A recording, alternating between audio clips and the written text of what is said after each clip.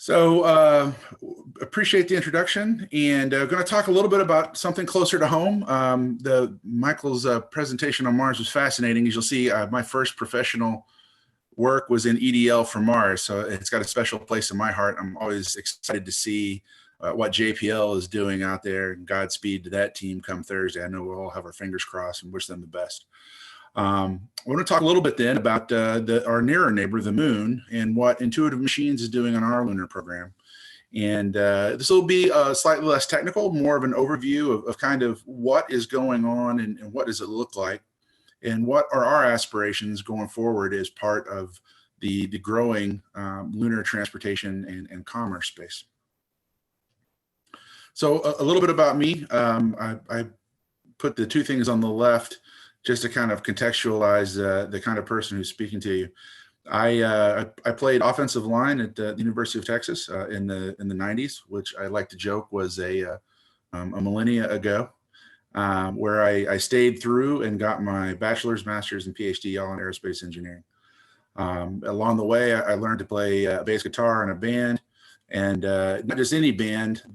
My compadres there, Dr. Jeremy Ray is the agency lead for Ascent Guidance Logic, and the drummer who's hiding out behind the drums is Ron Sesterik, who's one of the Splice technology subject matter experts, which is a NASA project looking at precision landing and hazard avoidance technologies. So we bonded there, but those two roles basically put me in a mindset of being a person who appreciates working as a team and seeing complex tasks, whether it was executing a football play or playing a song together, become executed. And it really sharpened my interest in doing space exploration and putting space systems together to accomplish things we hadn't done before. And my first exposure to that was on the MSL mission, where I was part of the EDL team developing the navigation system for MSL. Later, I had an opportunity to work on automated rendezvous, proxops, and docking, and we developed a concept at NASA for robotically docking and servicing and potentially deorbiting the Hubble telescope. So we've got some interesting problems to tackle there. I, as mentioned earlier, was the Orbit GNC mode team lead for Orion for a number of years, where we were doing not only rendezvous, proxops, and docking, but also Earth to Moon navigation and orbital operations. But towards the end of my career at NASA, I was on a project called ALHAT, which was the Autonomous Landing Hazard Avoidance Task, a technology project, which actually allowed me to work with Andrew Johnson, who you saw in the helicopter testing in one of the earlier videos. So Andrew is a colleague and a good friend of mine. And we worked together on EDL and precision landing hazard avoidance technologies, which we flight tested in a project called Morpheus. And I will show a video.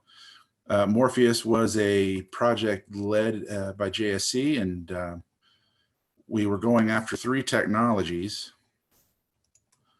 a LOX methane technology for our engines, as well as precision landing hazard avoidance technologies, and an autonomous systems capability on board the vehicle.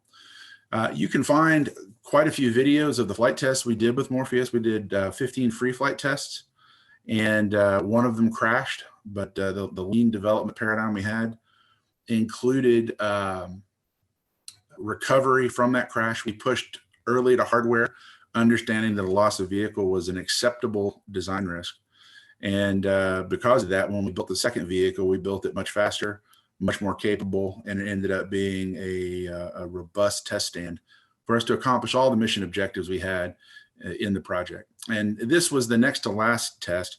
So the reason I bring it up, this was flying Morpheus with embedded closed loop GNC, an autonomous mission manager, and the ALHAT system, which included a laser scanner, laser rangefinders, Doppler velocity measurements, and optical measurements, all folded back into identifying the safe site and landing there. A lot of these concepts are the same concepts that we folded into our lunar capability. But more importantly, it was a night test, and so it looks really cool. We'll go ahead and play this. Start. Ignition in 5, 4, 3, 1.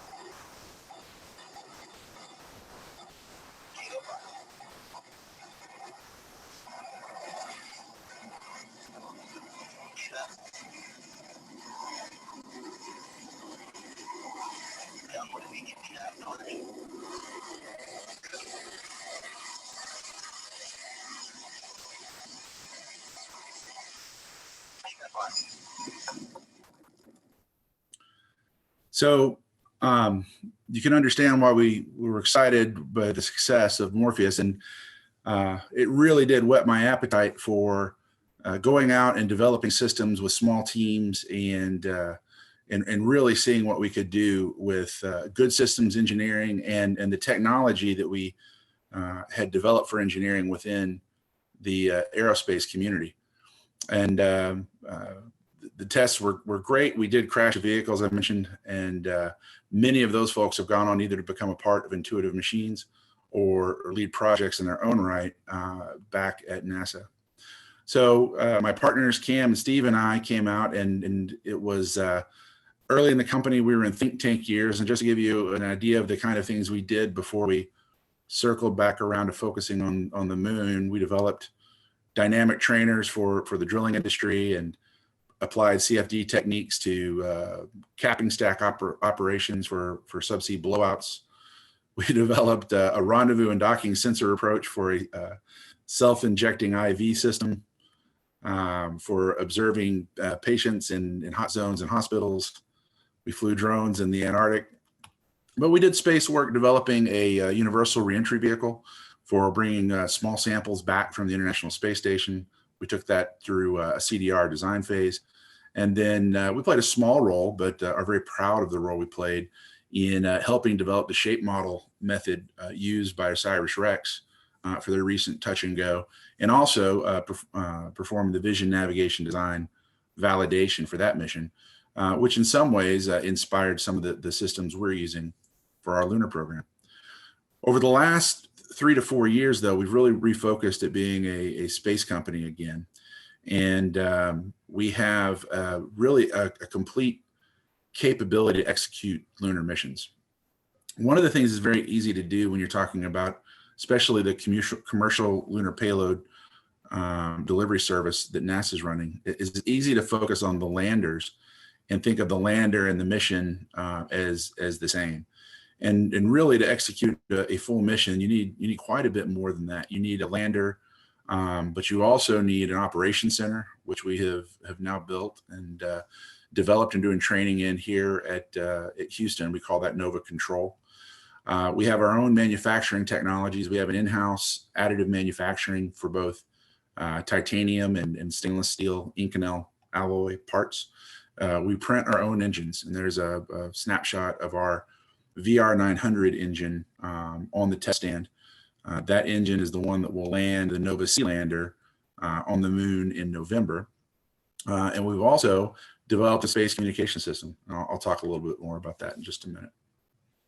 We're about 120 people now, so still a small business, but growing. And one of the things that we are pursuing is an annual lunar mission launch cadence.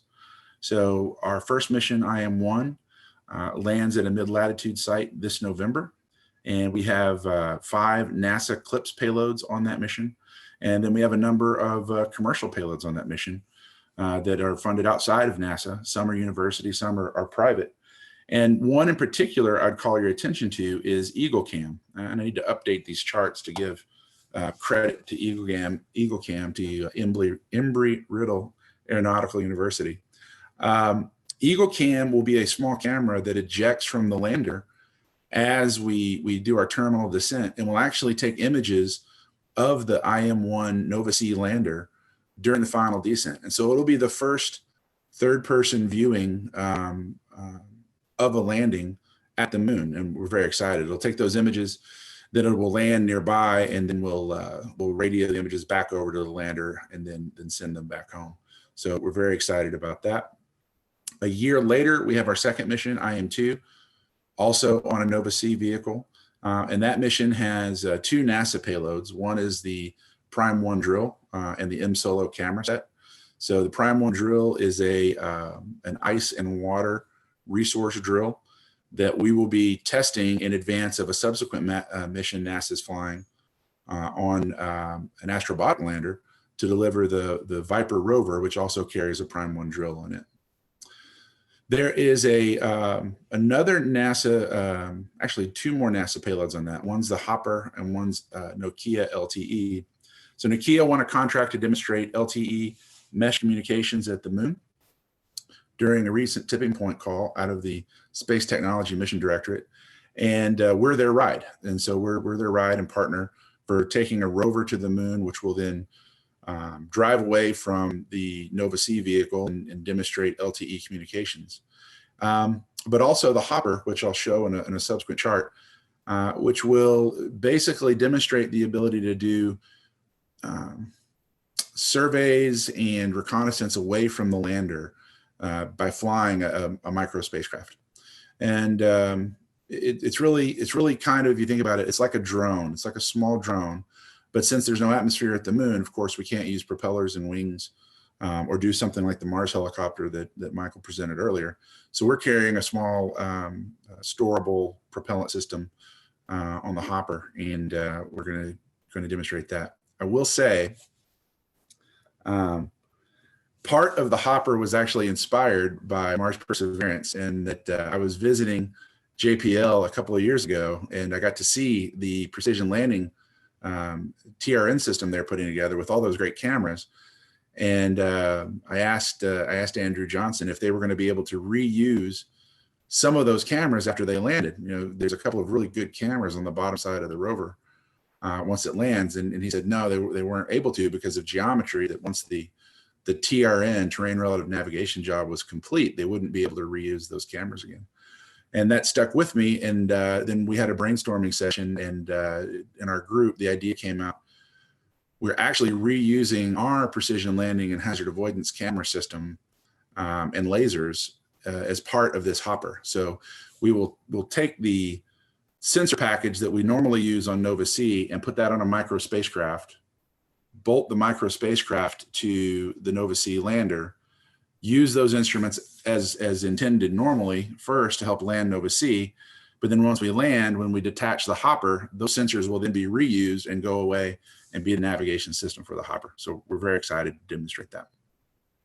We're currently scheduling an IM-3 mission. We have a couple of payloads on the books, but we haven't completed enough to stack, what we say is stack the mission. Probably worth a pause to talk a little bit about how CLIPS is different from other programs.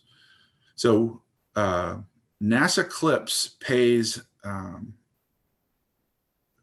companies within the contractor pool to deliver payloads to the moon.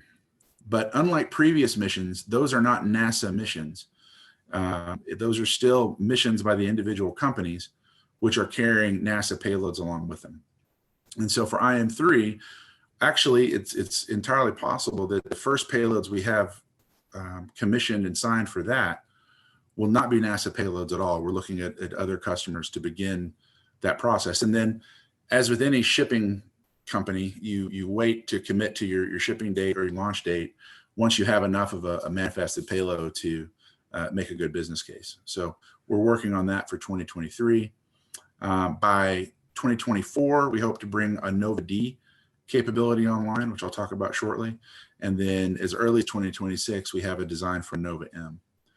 One of the things that I would mention about our 2022 mission, IM2, on that particular mission, which is going up on a Falcon 9 from SpaceX, we've actually purchased the entire launch capability on that mission. And our Nova C lander is actually sub-optimized. So we have about 1,200 kilograms of available cargo to co-manifest for the post-TLI phase of the mission.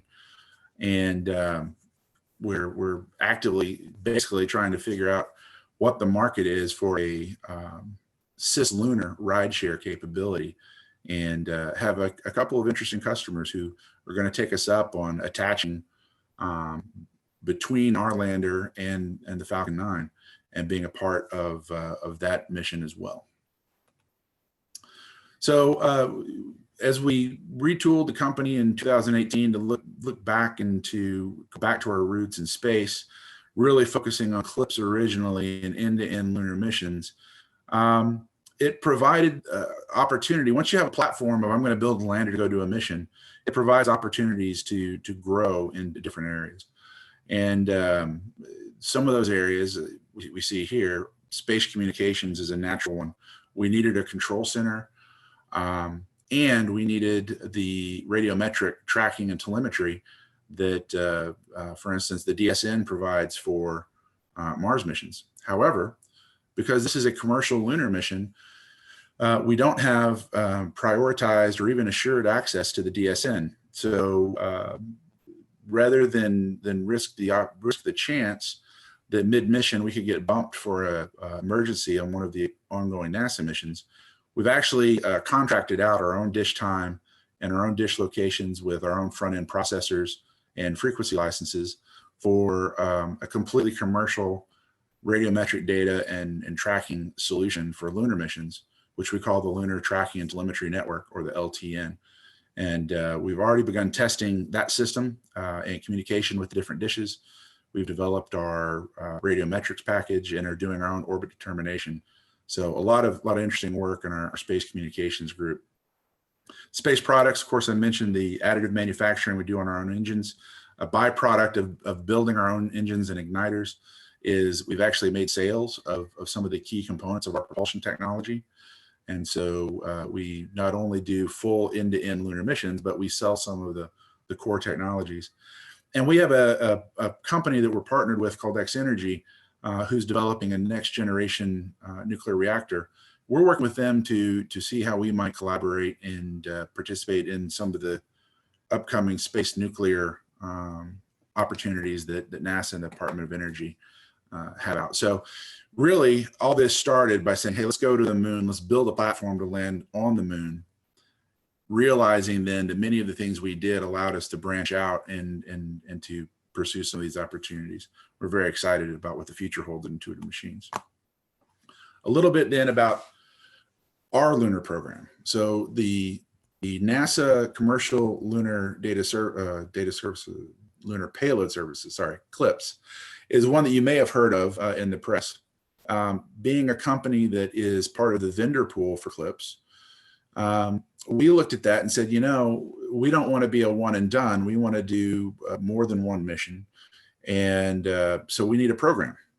It's not one lander, one mission, and that's it. It's multiple landers on multiple missions, and then a program to manage that and keep it together. So our beginning offering and the mission that will land on IM1 this year and then on IM2 next year uses what we call the Nova C. And the C is simply a Roman numeral to represent 100, because the design for the Nova C is for it to land about 100 kilograms to the lunar surface. And sometimes it's a little less depending on the launch vehicle we choose and the mission phasing. Sometimes it's a little more. And so for our IM2 mission, we have a little bit more, closer to 120 kilogram size. The engine technology is the liquid oxygen, liquid methane technology that you saw demonstrated earlier on the Morpheus video. We hired Rob Moorhead, who is the engine designer, one of the engine designers on that project, and he's our lead propulsion engineer. So we have a lot of commonality back with the AIAA program in that regard too. We do have a design that we haven't built yet, but it is a design for a Nova D, which is essentially 2 Nova C propulsion stages, tanks and engines, with a different physical chassis that can carry upwards of 500 kilograms to the lunar surface. And so this is where you're starting to get into more your large rover class missions. And we're looking for opportunities to fly that as early as 2024. And then on the high end, if we take our largest engine, as I mentioned, the Nova C flies the VR 900 engine. We also have a VR 3500 engine that we developed as part of the HLS risk reduction activity with NASA and Boeing. The VR 3500 is a logistics or HLS class engine producing over 3,500 pounds of thrust. And 2 of those engines would power a Nova M, which could deliver somewhere between 3 and 5 metric tons to the lunar surface. And now we're talking about habitat logistic packages, power supplies, not human landing systems, of course, not the descent and ascent stage for the human missions, but nonetheless, very significant packages for lunar exploration. Then, as I mentioned, the hopper, and here's the South Pole hopper that will fly on Nova C in 2022. And if you squint a little bit and you see one of our navigation pods on Nova C here, you can see the commonality of the front end of the hopper.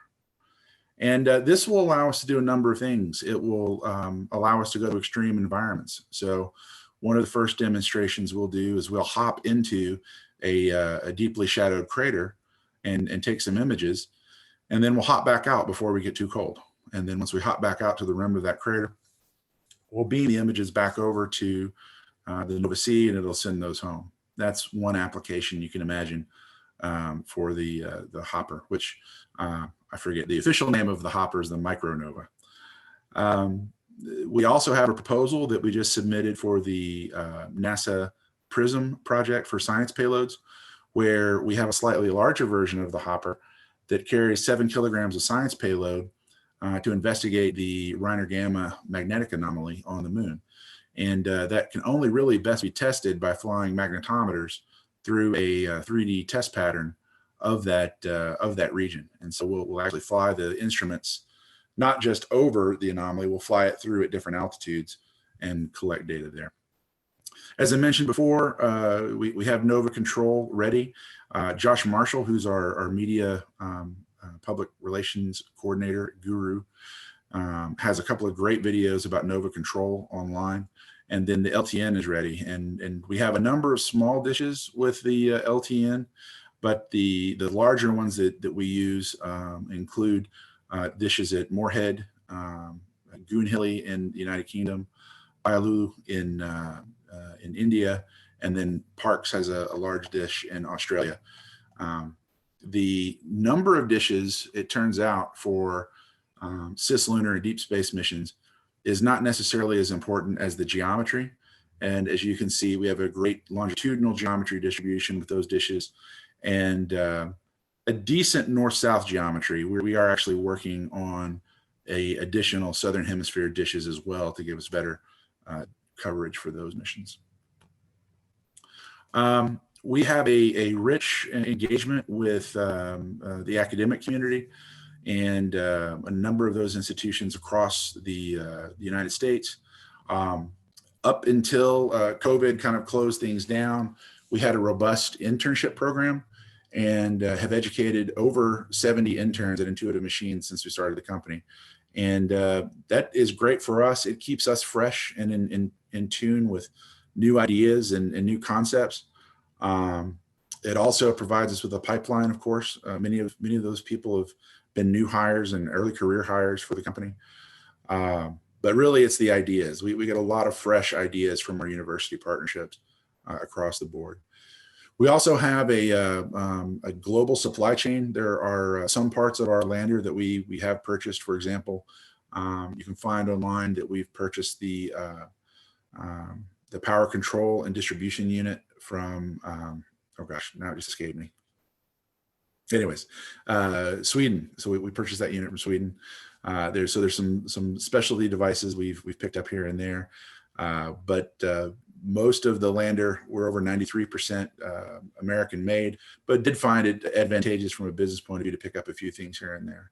So one of the things we like to communicate back to the CLIPS program is, well, you know, what you started by initiating a commercial lunar market leaves us with 47 congressional districts, over 12 universities now. We probably need to update this one, Josh, and 14 different countries that we're engaged with as part of our Lunar Payload and Data Services program. So LPDS is our internal program for managing and keeping together all of these activities that in part services the NASA CLIPS program. Just a couple of charts about some things. I actually briefed these to the Goddard System Engineering Symposium earlier in the week. You heard in my bio that we're keen on lean engineering and how to move fast. How do we combine the agility of so-called new space with the rigor and the success of more traditional aerospace, where we have some of our own experience. And one of the ways we did that is we invented a lighter process, which is a kind of a delta TRR, which allows us to balance cost, schedule, and safety when we are doing rapid tests of our systems. And one example of that is the design of our mobile test stand, which began 2 years ago as a simple industrial flatbed truck with slightly over 300,000 miles on it, which then we retrofitted into a high pressure LOX methane test stand that we drive out to the Houston spaceport to test the VR900 3500 engines. And in that picture, you see a couple of our pad crew on the back of the truck, now outfitted with high pressure helium and nitrogen bottles, dewars for liquid oxygen and liquid methane. And then we have an operational command trailer for working with that. And then you see the MTS in all of its nighttime glory, testing our engine, which will deliver over 900 pounds of thrust and over 320 seconds of specific impulse. So we really like the LOX methane technology for what it can provide for us. We also developed a line of igniter RCS engines that support both that engine and the VR3500. And we're quite proud that we've had 43 hot fire deployments and 4 cold floor deployments where we take 10 to 15 people from our operations crew and go out in the field to test these engines. We have a perfect safety record. So there have been no injuries associated with this other than the occasional sunburn here in the Texas summer. Hundreds of VR900 engine tests. And one of the things we're exceptionally proud of is the VR3500 engines, which we built 3 of as part of that HLS risk reduction.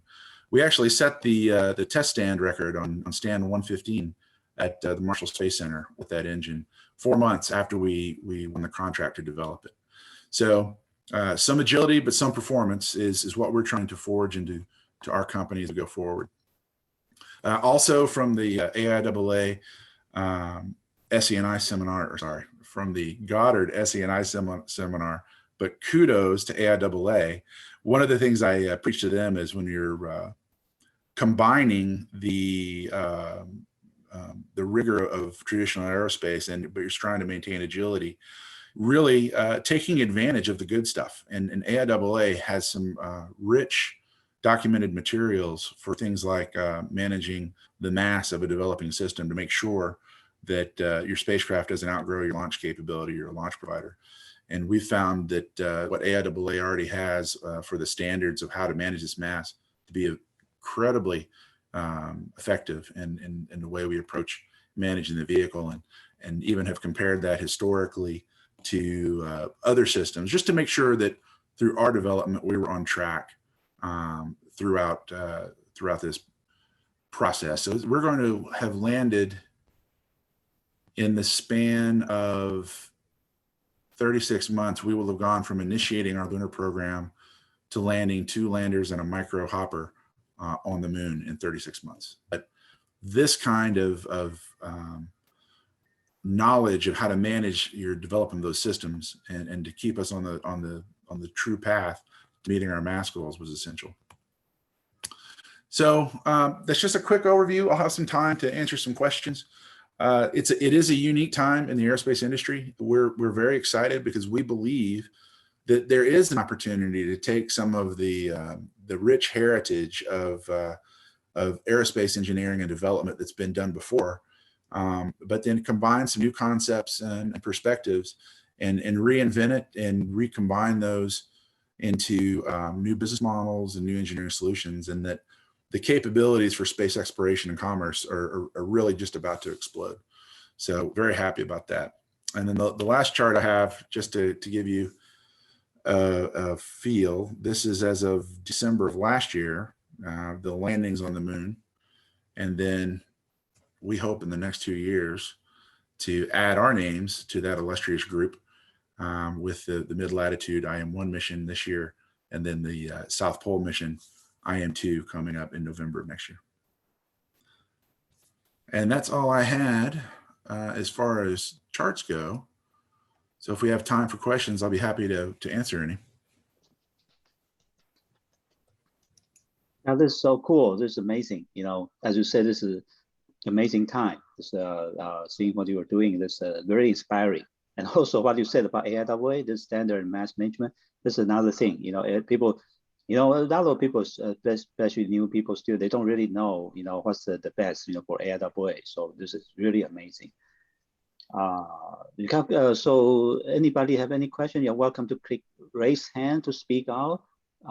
Mike, you are kind of unmuted, so if you want to speak out your question. I think Mike was asking about the tipping point. So if you could kind of explain what was tipping point and what's the relationship between, you know, SpaceX, Blue Origin, and I believe in the beginning the finalists actually include Lockheed Martin and some of the teams. So it's kind of. Yeah, so let me answer a couple different things.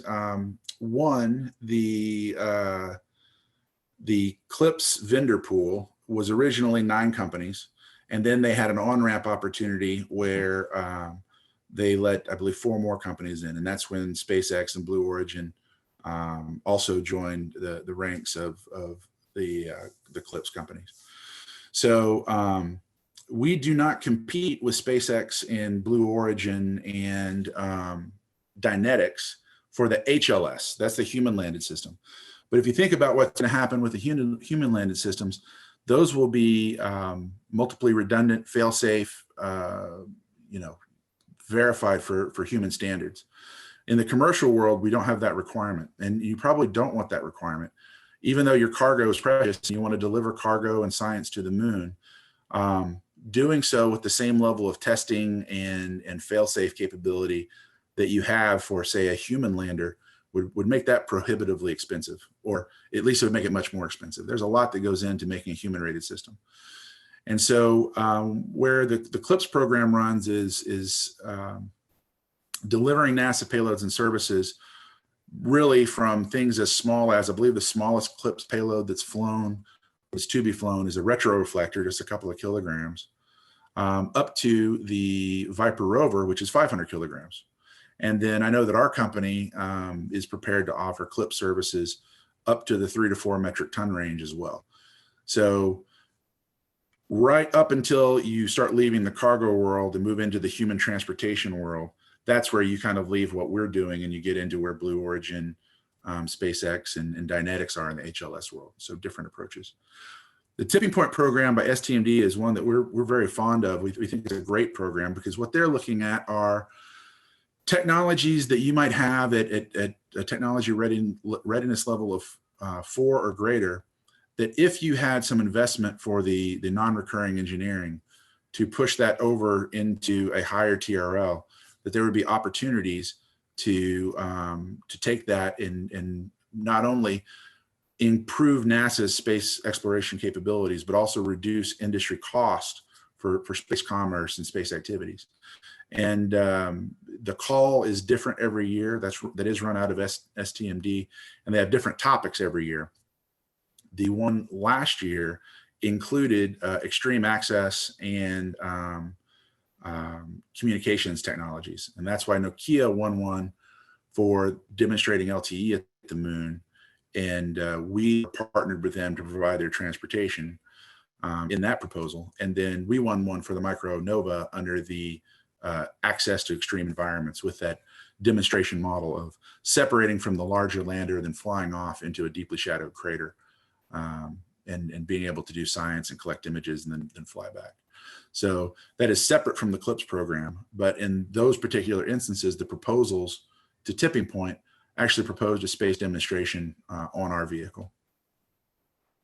Yeah, I think, can you see the Q&A box? I think there are two questions right now.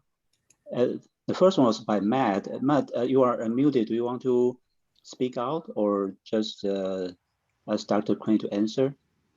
Matt, you can speak out and then maybe introduce yourself to Dr. Crain if you want. You can unmute yourself. All right, hello, Tim. We know each other, but I was just curious. Very interesting talk today. I really liked your systems approach slides. So that just made me ask the question. 36 months is very impressive for 2 missions, and how are you balancing the relatively lower budgets of CLIPS with the speed and the risk and everything that goes along with sending a mission to the moon? Kind of what's IM's approach there? Yeah, great question, Matt. And for those of you who don't know Matt, he's I don't know, Matt, you're a colleague, a frenemy, maybe? I'd say colleague friendly competition. I think. Friendly competition, absolutely. Matt's with Mass and Space Systems, and we wish them the best on their 19C mission. They've won one of the 6 awards that NASA has given out of CLIPS, and we think that it is, just as an aside for answer your question, Matt, we think it's vitally important for all of the CLIPS vendors to be successful. So we do wish you guys the best on that mission.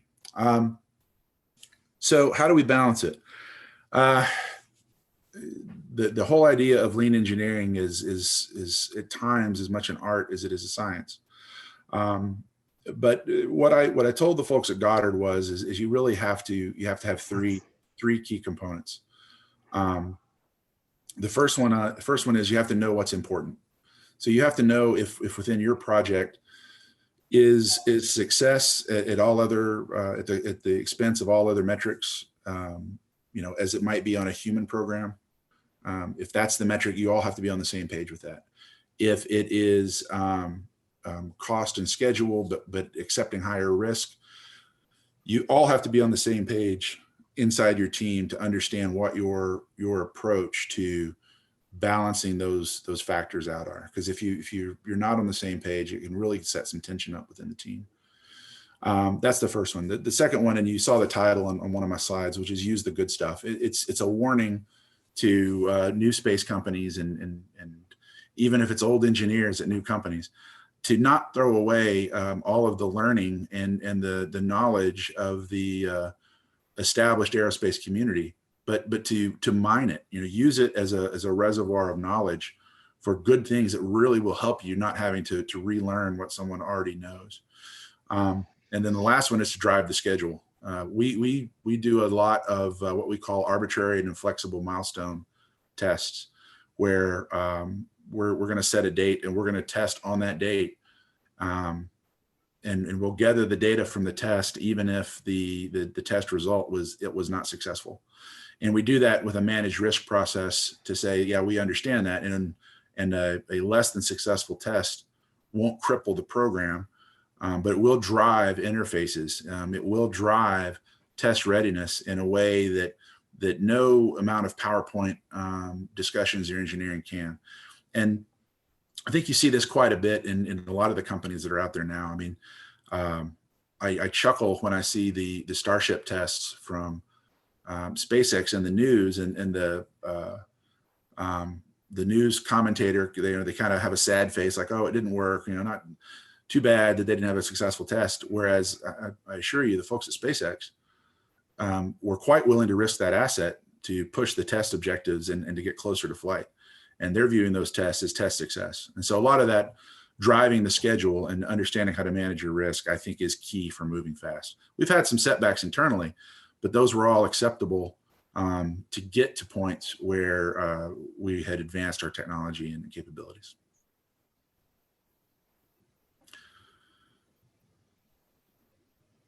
So Ian McNeil says, you're welcome. He was on the original team for the AIAA mass properties. Yeah, I keep a copy of that in my back pocket. Yeah. It's been great. And it's been interesting when we've talked to folks in other industries who aren't necessarily as mass conscious, but are trying to get into space. We share a lot of the concepts from that document with them. And it really helps to form a bridge when we go, we're not making this up. Yeah. It's well warranted, and we really do use that quite a bit. I'm glad it was a big help. Yeah, absolutely. We're on our master equipment list, Rev 51, for the first mission right now, and just continually tweaking and refining and releasing mass growth allowance and managing PMR. Thank you. Yeah. So let me see. That was Matt's question. And impressive progress, secret sauce, getting this far in such a short time.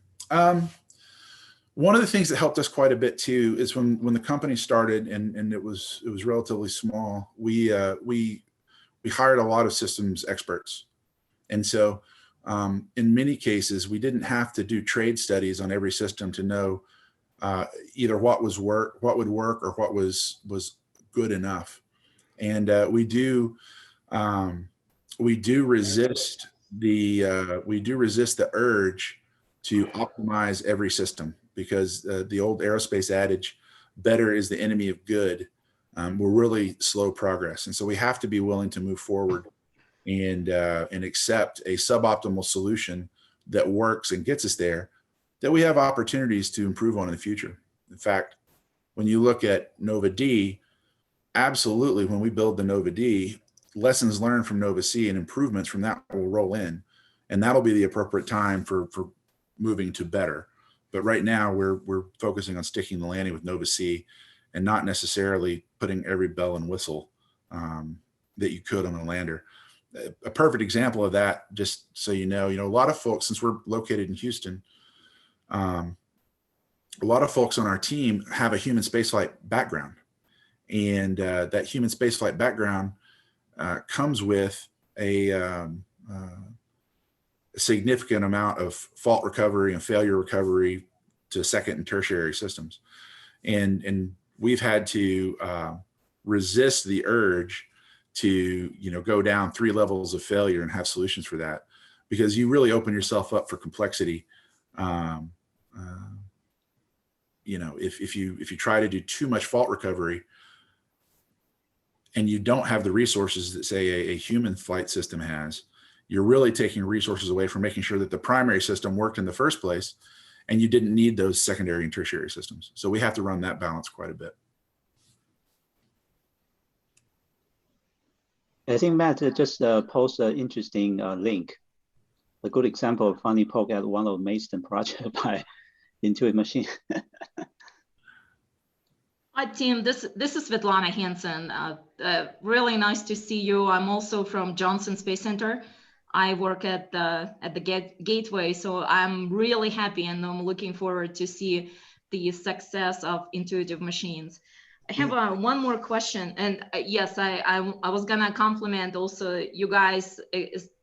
Put together teams just absolutely phenomenal. I know quite a few of your team members, Trent, Susan, Stephen Altimus, Anna, and the list is going on. You have a lot of talent in there. What is the biggest challenge to the mission success that you see right now? The biggest challenge, because we're moving so fast, shelf life. There's sometimes you find interactions between systems because you had one more opportunity to test it.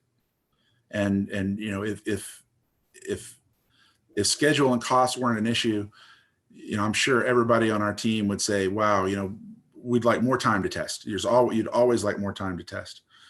And so the challenge for us is making sure that in the short schedule we've signed up for, that we have the right set of tests for our test and verification program, and that we execute them all to our satisfaction, and that those tests didn't leave any gaps.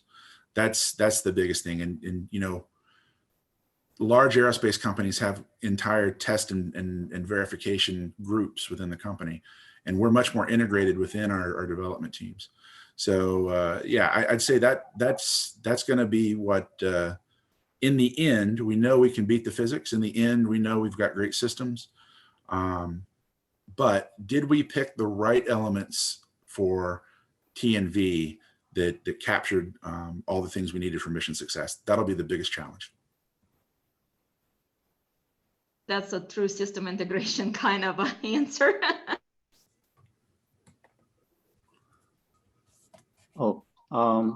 Just while we're waiting for any more questions, I do have a very, I'm very curious about the LTN you're talking about. Yes.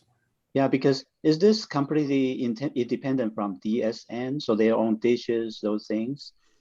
Yes, it is. In fact, it's a product offering from Intuitive Machines, and we're in the process of offering that to other companies. So if you have a deep space mission or a lunar mission you'd like to execute, and you're having difficulty either scheduling DSN time or getting the FCC licensing for your communications, we can handle that for you. And we already have the agreements and the networking and the security.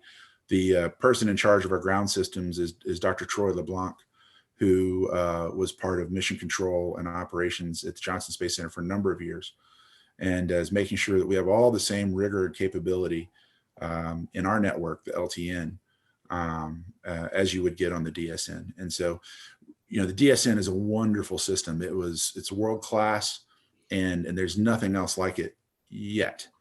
But our hope is that if we have a cislunar economy, that there'll be need for lunar range tracking and communication assets beyond what the DSN can provide. And the DSN is fully and oversubscribed right now. So we're offering this up as a commercial relief to the basically the crowded demand on the government's DSN capability. Yeah, because a few years ago, I was in a small satellite conference. At that time, we still carried the AIAA brand at that time in Utah. I think somebody was talking about, or exhibition talking about, they can, outside DSN, they have also kind of source like you were doing, and they can share the resource over internet, you know, so some people don't have a lot of money or resources they can share. So I was surprised because I thought there was not, really not, no one else can do it, but you are amazing. That's really wonderful. Because you mentioned about cislunar economy, and last week we actually have a speaker from JPL, Dr. Patricia Beauchamp. I think they were doing this because right now everybody crazy about Mars, you know, sample return 2031. They are planning for afterwards for the Venus exploration, and they were actually talking about establishing the communication system between Earth and the Venus, you know, to pave the way for their exploration. So do you think this kind of system, LTN, that may potentially be used for Venus exploration as well? Absolutely, yeah. The assets we have on board aren't as big as the big 70-meter dishes that the DSN has, but we do have a number of 30 and 60-meter dishes in our network. And so, yeah, it's not limited to the moon at all. We could absolutely be an auxiliary for a deep space mission. Wow, that's amazing. That's truly great, wonderful. This is really right direction, right step. Really amazing. Yeah, I had another question, but I think the you know, she already asked about this. You know, the small team, how the small team, you know, this experience is really amazing. But you already kind of answered it already. So it's really very impressive. Yeah, another thing is more about AIAA, but I already kind of mentioned, is you see, I noticed a lot of new AIAA folks or students, they don't really know much about what AIAA did or what kind of resources. Do you have any kind of suggestion, for us, to engage with young people and students to let them know more? I've been trying to get the technical committee people to kind of show up once in a while there, so that people know what they are actually very active for. But do you have any suggestion for this kind of thing? Well, I stayed through school and got my PhD, and so being an academic originally,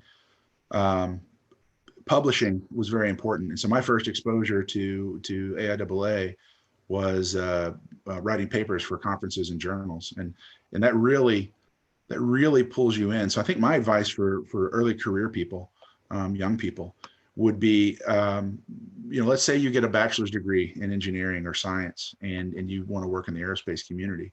That's great. But if you want to set yourself apart from your peers, AIAA provides a technical depth that even if you just join to peruse the stacks as a student of journal articles and paper articles, it will enrich your technical skills at a time in your career where that could really set you apart. So that would kind of be the lowest common denominator of value. But then above and beyond that, one of the things I have found in my career is it is a small world. And, Matt and I are competitors from Maston and Intuitive Machines today. 10 years from now, I might be working for Matt or vice versa. And so using AIAA events and networking to meet people, and then you'll find out you're working with them or for them or contracting them later. It's really been great for my career to get some of the networking through AIAA conferences and research pursuits. Yeah, this is great. Yeah, this is very great advice. We'll use this to tell our young people, young generation, to try to do that. Yeah, sorry, earlier I didn't realize you and Matt were actually, well, as you said, competing friends. But apology for that. Yeah. Well, and it is a small world, because when I was on the All Hat project back at NASA, we flew relative navigation, terrain navigation technology demonstrators on Maston zombie platforms. So it is a small community of people. Yeah, that's wonderful. That's why we want people to, AIAA provide also the platform so people network. Even though we know each other, but bring more opportunity to socialize. To know, as you explain the situation. That's what people told us. Some of the senior AIAA people were pretty there. So that's why the AIAA the best. Or they provide things. In their days, the contract might move from Lockheed Martin to Boeing to Northrop Grumman. So it's kind of providing this ground. You kind of know what other people are doing, and then when the contract shift, you might have some chance. If something work out. So, absolutely. That's the beauty of AIAA, plus what you were saying, the paper publication, and learning experience. Yeah, this is really, really amazing. So really love it. I've been trying to do our best. For example, March 6th, we are doing the fourth AIAA Los Angeles Las Vegas section University Student Branch mini conference. So we have been trying to kind of provide student an opportunity to kind of think, as you said, to have a chance. It's not a paper conference. Region 6 is doing that, but the people at least get a chance to present and network with the professionals. Yeah, absolutely. Career advice. Yeah, my student paper competition in 1994 really marked a pivotal point in my career where I understood. That's great. Wish you can share with us at some point, because students love to hear these things. This year Region 6 is doing the on Region 6 in our area is doing the student paper conference in Cal State Long Beach. They rotate around, so it's actually within our category, but it's actually not a section event. It's a Region 6 event. That's right. Yeah, so that's right. Not much to do with us, but we're aware it's a great opportunity. It is. We have been asked get students from this area, how do they submit paper to, I think previous years, once in Seattle or somewhere, the students were very interested in this. How do we submit a paper? What's the criterion? They are very interesting, as you said, to separate apart, the seek excellence in aerospace, advancing their career. Yeah, we wish you can, when you have some time, can share with us, inspire students. But I think today is just so inspiring. It's amazing, and we post a video, and more people will, see it, got inspired. Very good. Well, I really appreciate the opportunity to talk, and best of luck to the Mars 2020 team. Yeah, that's coming right. up. And Matt, best of luck to you guys at Maston. And